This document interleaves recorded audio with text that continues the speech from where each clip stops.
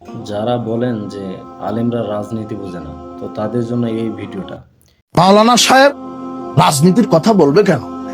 আপনি হুজুর মানুষ, একটু অজু গোসল কুলুপ ঢিলা শিখাবেন, আপনি রাজনীতির কথা বলবেন কেন? যে বলছে সে অজু জানেন, যে আমাকে বলছে যে মাওলানা মানুষ আপনি, আপনি হুজুর মানুষ, আপনি ঢিলা কুলুপের ফজিলত শিখাবেন, আপনি রাজনীতির কথা বলতে গেছেন কেন? কাপুরুষ, রাজনীতি তুমি করবে? রাজনীতি আলেম করবে, রাজনীতি আলেম বুঝে। এই পৃথিবী আল্লাহ, এই পৃথিবী বিধান চলবে কার? আল্লাহ। তুমি তো সামান্য মাত্র 56,000 বর্গ মাইলের একটা ইউনিটের সভাপতি, তাই তুমি আমাকে বলছো রাজনীতি তুমি করবা? ওমর ইবনে খাত্তাব ছিল অর্ধ পৃথিবীর প্রধানমন্ত্রী। বলো তো কি পৃথিবীর? অর্ধ পৃথিবী। তোমার বাংলাদেশ মানচিত্র দেখা যায় না, তুমি তার একটা ছোট্ট একটা পটকা নেতা হয়ে তুমি আমাকে বলছো রাজনীতির কথা বলবেন না? কাপুরুষ, তুমি কি জানো রাজনীতি?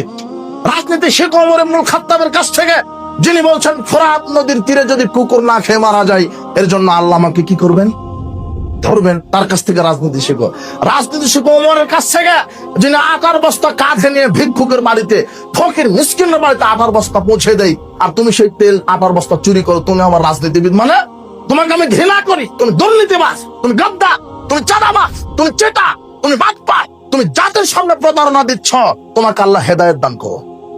তুমি কি বুঝো রাজনীতি? তুমি কি বুঝো? রাজনীতির উল্টাটাই হচ্ছে দুর্নীতি, এটাই তুমি বুঝো। আশ্চর্য কথা, তুমি কি বুঝেছ? তুমি তো বাংলাদেশের নেতা, তুমি তো বাংলাদেশে নেতৃত্ব দিয়ে থাকো। এদেশ মুসলমান, এদেশে মুসলমানের, এই দেশ চলবে আল্লাহর বিধানে, এটাই আক্ষেপ। আল্লাহ, তুমি আমাদের এই রাহজানি, তুমি আমাদের এই আক্ষেপ তুমি কবুল করো। বাংলাদেশে তাওহীদ প্রতিষ্ঠা করো আল্লাহ, তুমি কবুল করো।